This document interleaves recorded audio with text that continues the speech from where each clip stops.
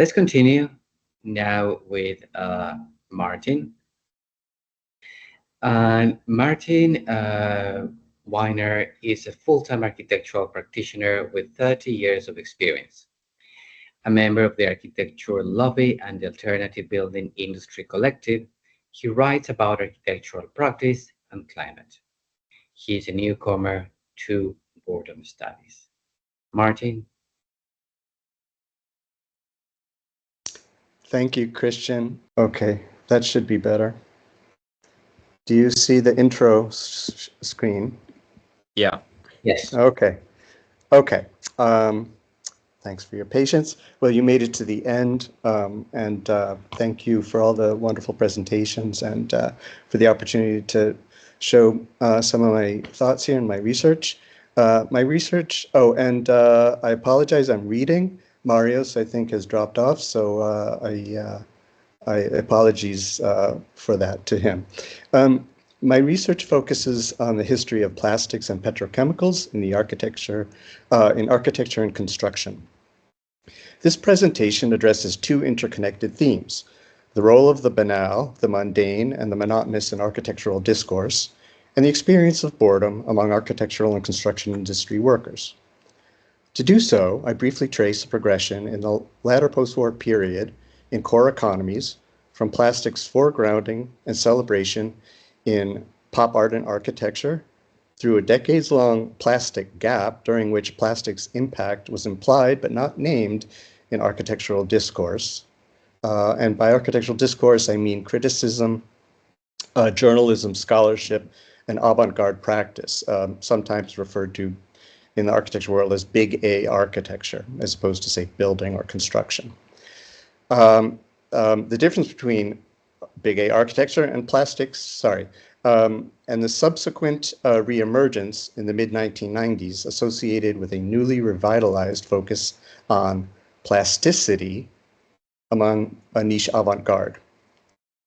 This trajectory led to a bifurcation. Plastic became split between its invisible use in everyday construction and its selective invocation in architectural theory and experimentation, a division, that is, between the banal and the interesting.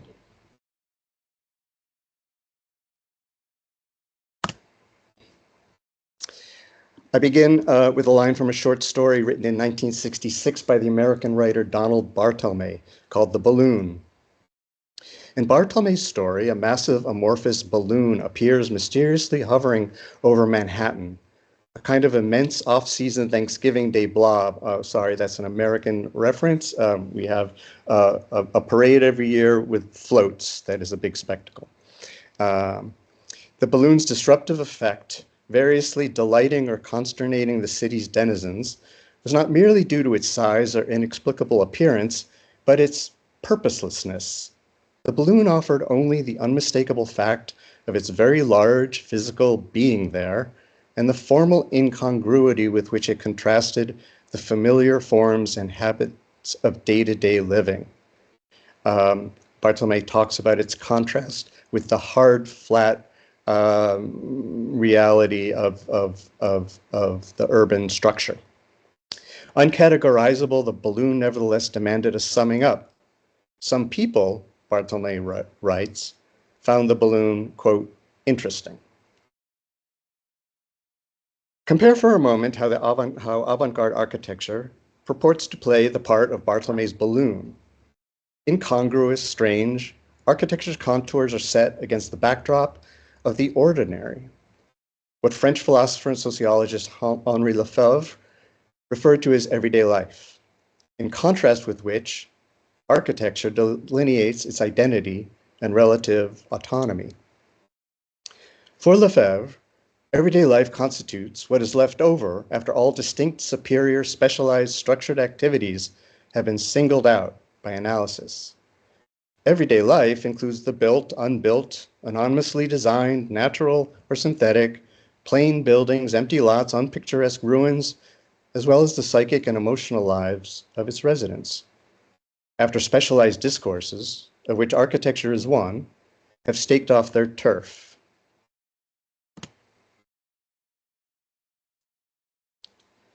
Far from a relationship between equals, however, the conceptual dyad architecture/everyday life serves to exalt the former term of the pair, projecting onto everyday life, reciprocatively, a diminished quality.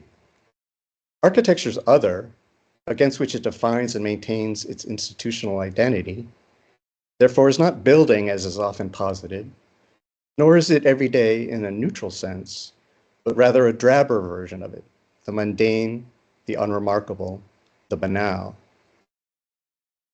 Plastic exemplifies, mirrors, and illuminates architecture's othering of the everyday. As large as plastic looms in contemporary life, it mostly fails to show up on architecture's radar. In one respect, this is not surprising, seeing as how despite its protean versatility, plastic struggled to achieve the status of a primary building material. Plastic, that is, never fulfilled its promise to transform the morphology of everyday life, as did industrial innovations such as steel frame construction, reinforced concrete, and modern conveying systems such as elevators. What became of the plastic-inspired imaginaries of such 60s visionaries as Fuller, David Green? This is a project from Archigram in the same year that the balloon story came out. Hans Rucker and company. This is a crazy inflated house by Hans Rucker, 1968. Coop Himmelblau and others.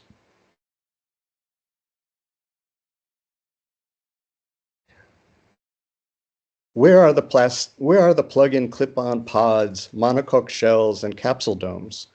Where is the sexy space age this author was promised in 1972 at age 9? Everything can be plasticized, wrote Roland Barthes presciently in 1954, and by any account very much has been indeed, but not buildings, apparently.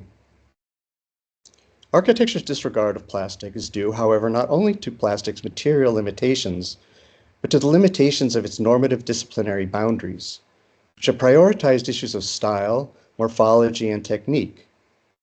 Such preoccupation with what might be called the interesting, I contend,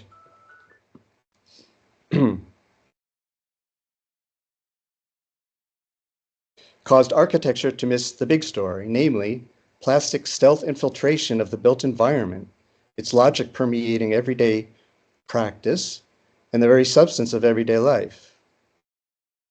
Moreover, I argue that architecture's preoccupation with the interesting has left the profession lacking a robust theoretical framework for addressing the plastics crisis, which has left a vacuum for industry-friendly technological and market-based strategies to fill. Concurrently, a malaise permeates the profession, attributable not only to increasing economic immiseration and overwork, but to unmet expectations, to use Marius's concept. The dissonance between the profession's ideals and its perceived ineffectiveness, irrelevance, and complicity as fragmented everyday practitioners face off against a massive plastiglomerate of oil, petrochemicals, and plastic. The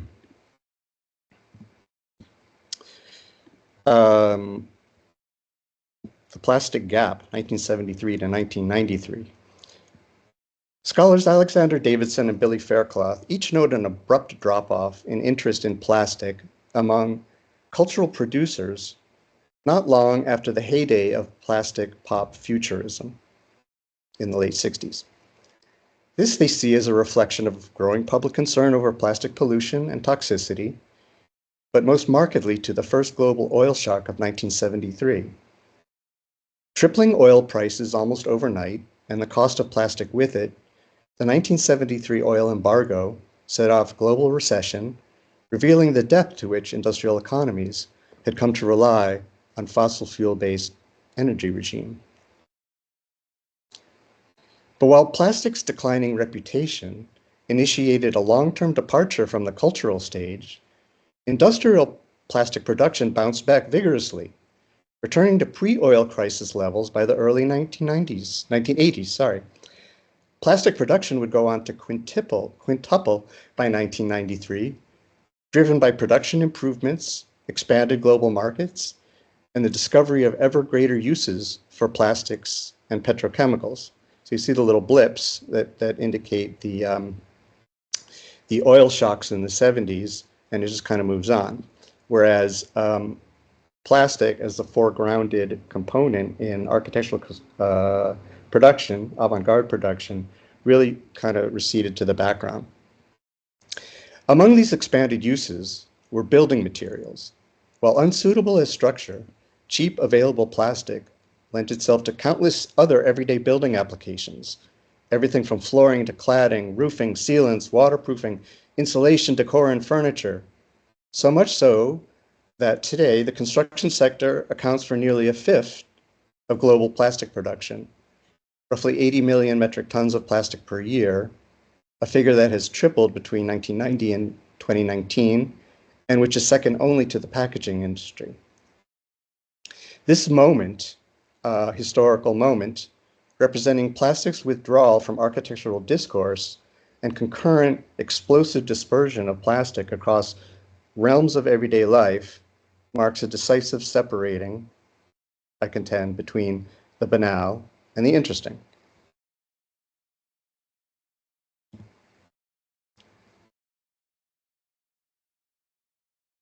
However unsuitable as structure, plastic has lent itself to countless other everyday building applications. With the advent of industrialization, inelegant yet essential natural substances used in construction, often freely obtained, came to be replaced, eventually, by a myriad of resins, epoxies, solvents, synthetic rubber, foam insulation, and composite components. Such industrial produced petrochemically derived products accommodated building developers. Plastic products outperformed traditional materials on a host of measures: durability, cleanability, waterproofness. Mass production reduced costs by employing economies of scale and through access to low-cost, plentiful hydrocarbon feedstocks, but above all, by reducing building developers' greatest and almost unreliable project cost, labor. Plastic building components could be factory fabricated in mass via assembly line molding, extruding, and calendaring, reducing expensive on-site labor, contributing to higher efficiency and increased productivity. Factory-produced plastics, as historian of plastic Jeffrey Mielke notes, required little hand labor for assembling and finish. Plastic allowed building components, like consumer commodities, to be molded with integral flanges. Sorry, I got another slide here. With integral flanges, with tension locks capable of snapping together without tools, finished and ready to be installed. The result was a capital investment shifted towards off-site factory prefabrication, substituting labor, particularly on-site labor, with fixed means of production. Industrialization reduced labor time by breaking tasks into constitutive parts, having the effect of de-skilling and fragmenting and alienating traditionally skilled labor. Traditional know-how, ingrained in the bodies of craft construction workers, masons, carpenters, etc., and reproduced intergenerationally from within strictly controlled guilds, came to be transferred to the prescriptive management of engineers and architects, and more amenable to owners' managerial control.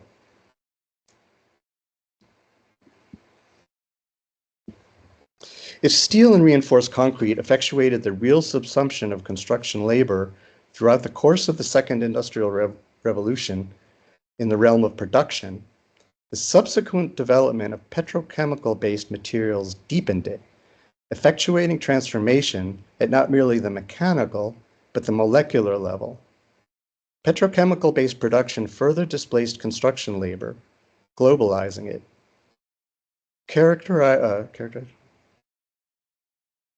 Characterized by prefigured disposability and planned obsolescence, petrochemical production also opened up new realms of consumption and reproduction to capitalist instrumental logic. In a longer piece, I go more into sort of the history of disposability as prefigured within production as a way that subsumption expands into every sphere of everyday life, which is kind of mirrored by plastics dispersion.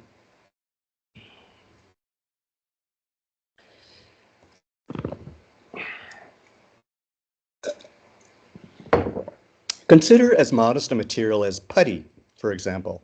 Long used by plumbers and glaziers to adhere and seal components, putty was traditionally mixed by workers themselves from common ingredients, often freely obtained. By the 1940s, pre-mixed commercial products appeared, featuring secret propriety formulations, and notably began to be marketed, not to tradespeople, but to architects. I think I got my date wrong there. I think these types of products were introduced in the 20s. So need to go back and fix that. By the 70s, these secret proprietary formulations and notably began to be marketed not to tradespeople, but to architects. By the 1970s, these were superseded by petroleum-based sealants and adhesives. Plastic thereby became instrumental in massifying post-war production and consumption. The replacement of traditional sealants such as putty with the chemomechanical mass manufacturing of synthetics drew skilled trade workers into the cash nexus of petroleum-based economy of mass consumption and waste. This shift in scale was marked by plastic's stealth infiltration into building construction by permeating surreptitiously into prefabricated building products, relegated to the back pages of trade journals. High modern architecture aspired to the expression of pure planes and linear forces. While rigid materials delineated orthogonal forms and static diagramming, plastics were increasingly relied upon to mediate between them in countless unglamorous ways, negotiating unending variations in temperature, movements of the earth, and effects of wind, the settling and aging of materials, absorbing deflection, deforming while maintaining elasticity and adhesion. My point here is that where modernity projects, well, all architecture projects kind of stability, but in fact, buildings are always moving, right? There's wind, there's the earth is shifting, there's aging, there's settling. So if you have a very kind of like building that's communicating static form, remember that there's always some soft, gooey stuff in there that's keeping it from just shattering from being over rigid.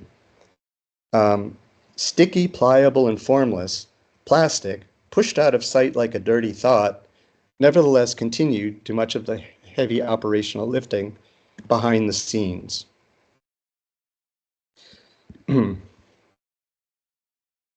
Plastic in buildings escapes notice in many ways. By being laminated, by being small, by being dispersed in solvents or additives to concrete, or by not being architecture at all, that is, comprising petrochemically infused furniture, appliances, window treatments, etc. In other words, minor things that architects tend not to consider. The development of petrochemical-based products and systems drew the building industry to fossil fuel supply chains, establishing a mutual reliance between the two industries. Today, construction chemicals and synthetic building products are supplied by some of the world's largest fossil fuel and chemical companies, many of whom are the largest global producers of plastic. Complexly intertwined fossil fuel, chemical, and plastics industries are linked by extensive infrastructural, institutional, and ideological ties, ranging from their shared supply chains, secure global transport routes, and shared political interests. Together, these companies provide thousands of polymer-based building products, ranging from adhesives, coatings, films, binders, sealants, extruded panels, admixtures, and insulating foams, or provide their constitutive chemicals.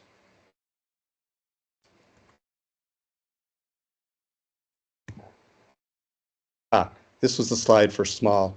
These are actually quite big, but these are, anyone who does home stuff knows that these are plasterboard anchors, but these are actually made out of marble and they're about 3 feet tall, sculpture by Fabio Viale.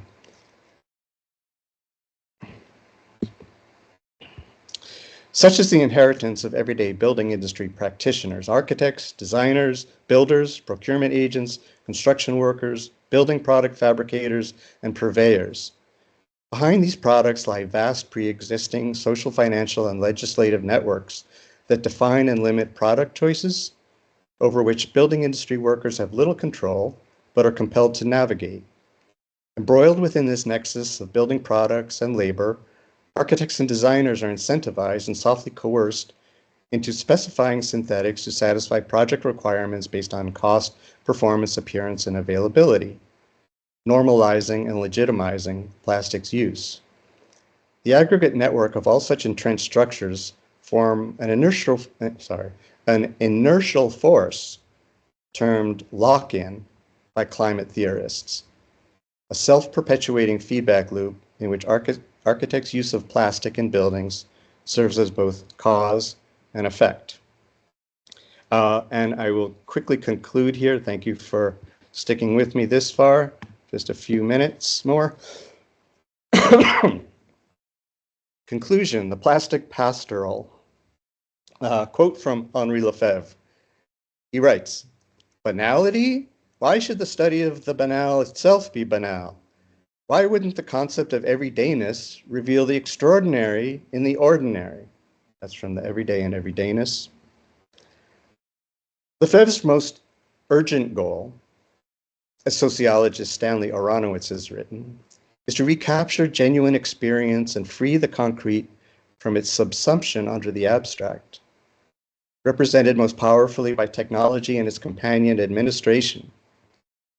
Unlike the late Adorno, however, Aronowitz continues, he refuses to confine his search to the sphere of art. For Lefebvre, sanctity can reside in the mundane, and by the same token, stultifying sameness among the coded signs alerting us to the presence of high culture. Is boring architecture interesting? Architects Venturi, Scott Brown, and Isanor asked similarly in 1972. Certainly the reverse can be true. A recent public art installation, Cloud, which you see here, designed and executed by architecture graduate students and faculty at Columbia University's Graduate School of Architecture, Preservation, and Planning, engages these themes. Suspended over Avery Plaza, which you see, in October of last year, Cloud sought to reframe Avery Hall's relationship to the plaza, emphasizing collective experience. While recalling the exuberance, ephemerality, and sensory appeal of the inflatables of the 1960s avant-garde, Cloud's interventions are intended more as humane enhancement than irreverent provocation. Perhaps little more need be asked of a temporary public pavilion meant to touch down lightly. But if an undertone of doubt or unease surrounds Cloud, it may be the lurking question of whether the campus inflatable series, of which this is a yearly project that Columbia does, a kind of plastic pastoral, rises to meet the urgency of our times. This is not to suggest shortcomings on the part of students, faculty, or the design per se, but rather to reflect on the broader disciplinary logic that produces the interesting. For most students, the cooperative nature of projects such as Cloud forestalls what lies ahead: strict workplace hierarchies, individualized competition, and obligatory personal marketing. The self, after all, like the interesting, is meant to stand out like a branded skyscraper. Spectacular and camera-ready, Cloud broadcasts a reminder of the centrality of novel morphological or technological forms to architectural pedagogy, gently reasserting the parameters of what constitutes sanctioned public speech for architecture students.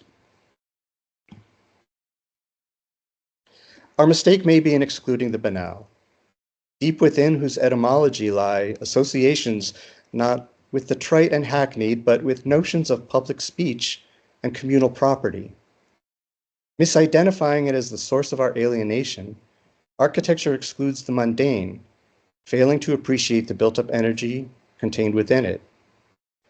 Embracing the banal need not require, in the name of a facile populism, rejecting architecture wholesale as the product of elitist culture. It might, however, require asking whether architecture is capable, in light of plastic lock-in, of guiding plastic innovation towards beneficent and liberative goals. It might require asking what tactics are able to emerge from within the institutional walls where the interesting prevails. That's it.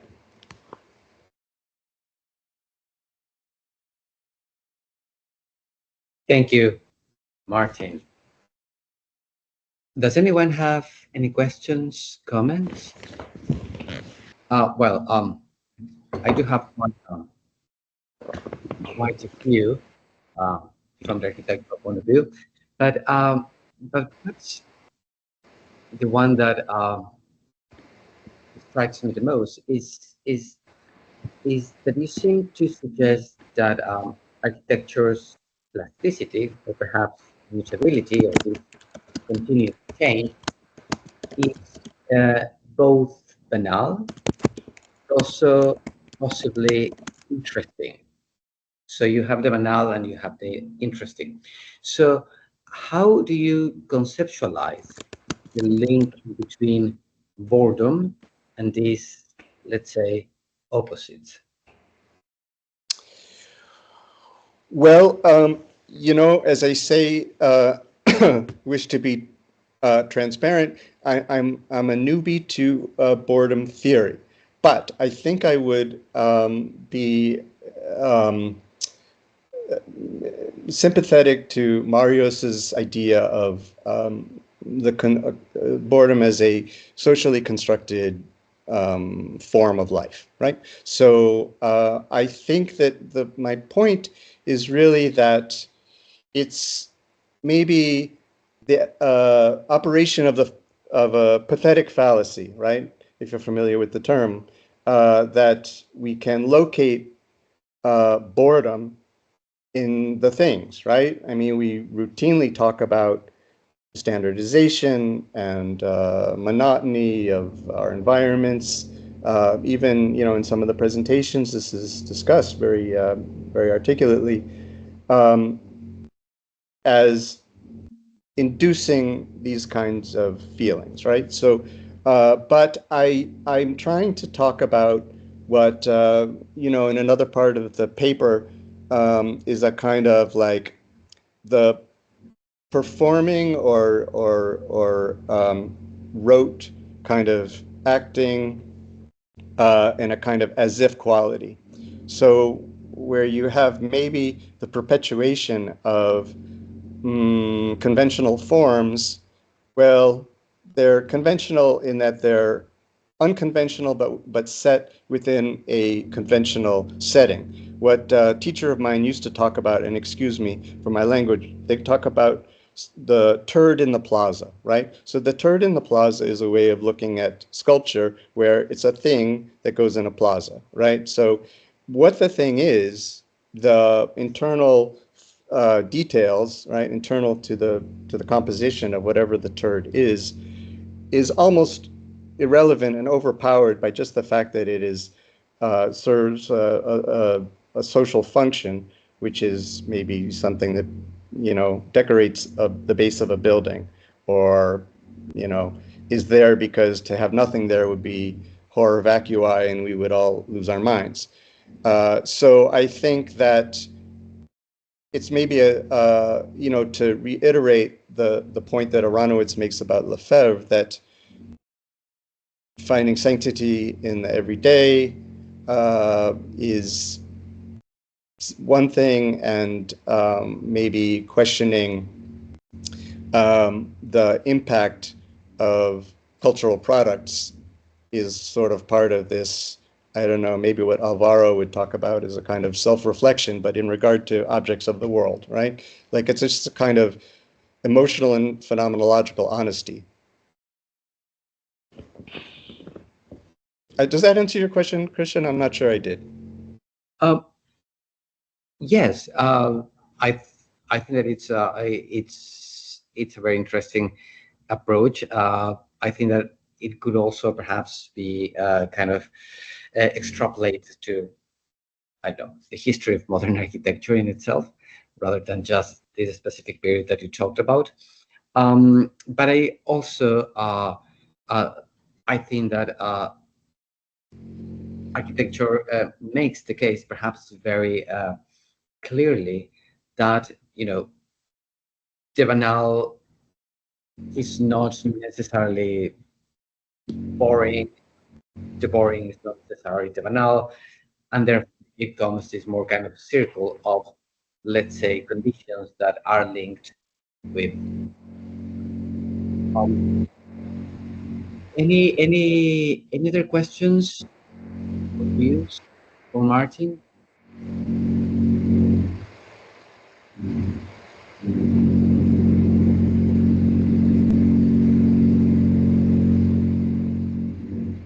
We have, and perhaps Professor would like to officially close.